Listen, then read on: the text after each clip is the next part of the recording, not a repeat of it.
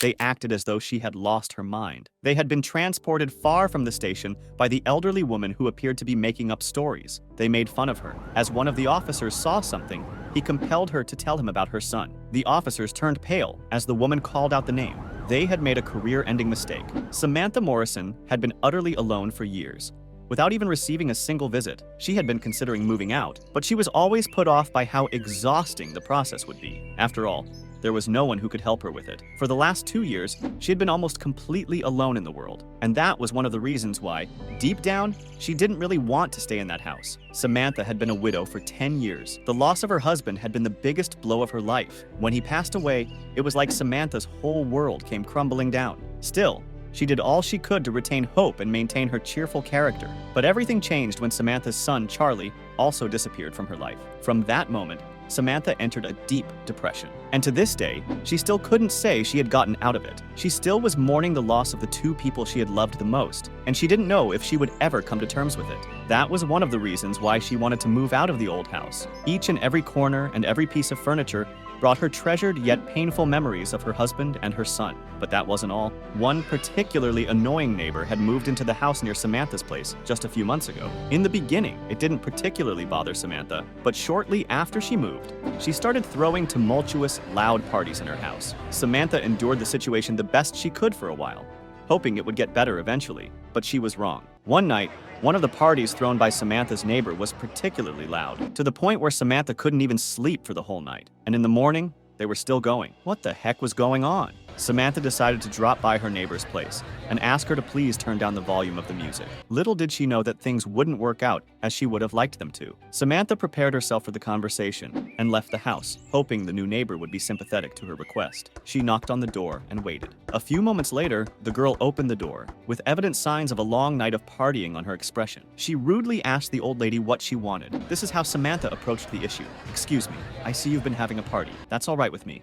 But could you please turn the music down a little bit? I could barely sleep the whole night. And if you could remove the garbage from the yard and the street too, that would be great. And why would I do that? This is my house. I can do anything I want as long as I'm within its limits," the girl answered, slurring her words. Samantha was disheartened to hear this response. What could she do? "Well, in that case, I might have to call the police," she finally said. "Good, go ahead and do that," the girl replied, and she closed the door. After thinking for a bit, Samantha saw that there was only one thing she could do. She returned to the house, picked up the phone, and dialed the number of the nearest police station. She told them about the issue, and they assured her that some officers were on their way. Little did she know that her problems had just started. Soon enough, Samantha heard the police car pulling up. Immediately, the neighbor turned the music down. Then, the old lady was surprised to hear the officers knocking on her door rather than her neighbor's. She opened the door, thinking that maybe they just wanted to ask her about the details and make sure she was all right. But that was far from the officers' intentions. There was something Samantha didn't know. Samantha's neighbor was the daughter of someone important.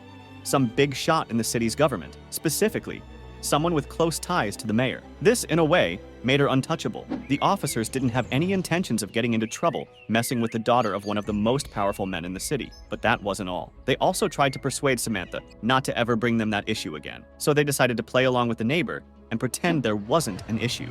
"Madam, you complained about one of your neighbors playing their music too loud. We can't hear anything. I feel like you're making stuff up. I'm gonna have to ask you not to bother us again with this nonsense, or we'll have to file a report against you for slander," the officer said, with a sly grin as the elderly woman listened, speechless. She felt tears of impotence coming to her eyes. How could this be happening? But suddenly, one of the officers noticed something. Hanging on Samantha's living room wall was a photograph of her son Charlie, wearing his uniform from the Marines. The picture was taken just a few months before he passed away in service while he was stationed in Iraq. One of the officers saw it and he instantly turned pale. "Excuse me, madam, is that your son? Was he named Charlie Morrison?" Samantha confirmed that he was. Right then, the officer broke down crying. As it turned out, that officer had also served in Iraq and had met Samantha's son during one mission. As a matter of fact, he had saved his life on one occasion. He never heard from him again after that incident, but he could never forget it. To that day, he was still tormented by the fact that he never had the chance to pay Charlie back for what he had done for him. Thinking that he had been this close to mistreating his mother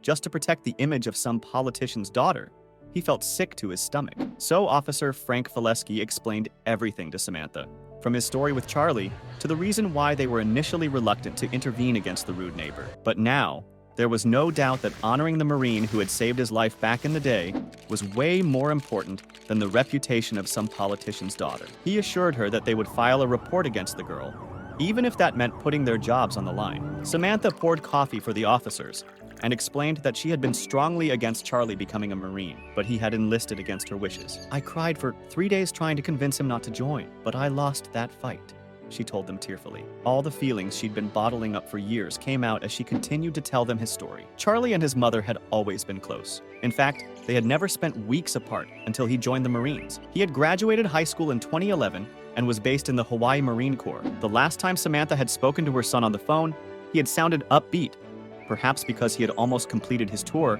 or because he had a fiancée waiting for him back home. Charlie was set to head to Japan in a month, return to Hawaii, and then come home for a few weeks. He was ecstatic. Samantha had helped Jaime, his fiancée, organize the wedding, choose her dress, and get the rings. She couldn't wait to have her son home again. Everything was ready for his return, but it wasn't to be. His dream was to be a Marine, and there was nothing I could do about that. I'm proud of him, that he died doing what he loved, protecting his country, Samantha said. The tragedy struck in 2013 while Charlie had been stationed in Iraq. Just a year after losing her husband, Samantha received more terrible news. Samantha had barely been able to cope after her husband died. She felt like a zombie, just going through the motions of her life. Her mother had even come to stay with her to help her get back on her feet. One night, after falling asleep in front of the TV, her mother shook her awake, tears streaming down her face. Samantha's mom had seen a news report about a terrible accident in Baghdad. Although not all of the Marines had been identified yet, a sickening feeling hit the pit of Samantha's stomach, her gut, feeling her mother's intuition. She just knew. Charlie had only been 20 years old. He'd barely even begun to live his life. In the gut-wrenching hours that followed, Samantha and her mom sat in front of the news, waiting for the names to roll up on the screen. The helicopter that had been carrying the servicemen had crashed outside Baghdad during a severe sandstorm. There were 6 Marines aboard, and the report said none had survived the crash. Samantha felt numb when there was a knock on the door. She knew someone was there to deliver the devastating news about her son. "For 5 years, I was a basket case," Samantha said. "I didn't know how to go on without my son." All she had left of him were his personal effects, until they had been taken away from her too. Charlie's personal effects arrived at Samantha's home in a box. With his uniform, there was a Purple Heart medal, a memorial flag, a memorial rifle, a Marine Corps medal, and his ribbons. Samantha displayed Charlie's medals on her mantelpiece proudly, even though just looking at them sent her spiraling into tears. Now, they were gone. A few months before, someone had broken into Samantha's home and stolen Charlie's medals. They had probably wanted to find any valuable things there. A few pieces of jewelry were gone. She was devastated. "That's another reason why I want to move out of this house," Samantha explained to the officers with tears in her eyes. "I reported the theft to the police, but they didn't seem too interested in pursuing the case," she said with a sigh. The one officer couldn't contain his anger. He couldn't believe what he was hearing. "You don't know what sentimental value there is to jewelry, but when you see medals, you know, medals came with a price," Officer Fileski said angrily. "It's just unconscionable for someone to do that." Now that he knew what Samantha had been dealing with, the loss of her husband, her son, and the theft of what she had left of him, he knew what he had to do to make it right. Officer Frank Fileski was determined to help Samantha recover her hero son's medals. After learning that it was her son who had saved him in Iraq, he knew he had an enormous debt to pay. He remembered that night all those years ago like it was yesterday. He'd enlisted in the Marines after he completed high school, just like Charlie. In the first year of his deployment in Iraq, Officer Fileski had suffered from 2 concussions, lost 2 friends, and watched his marriage fall apart. He had married his high school sweetheart before leaving, but she'd left him for another man. His mental health spiraled. He was tired of this life. He wrote letters to his family about his decision so they could understand why the only solution was to end it all. That's when Charlie had stepped in. One night, Officer Fileski decided it was time. He went up to the 4th-level bathroom in the barracks and climbed up the air duct. His plan was to jump from that height. Charlie had heard the commotion outside and quickly assessed the situation. He immediately noticed that the air duct was slick with rain.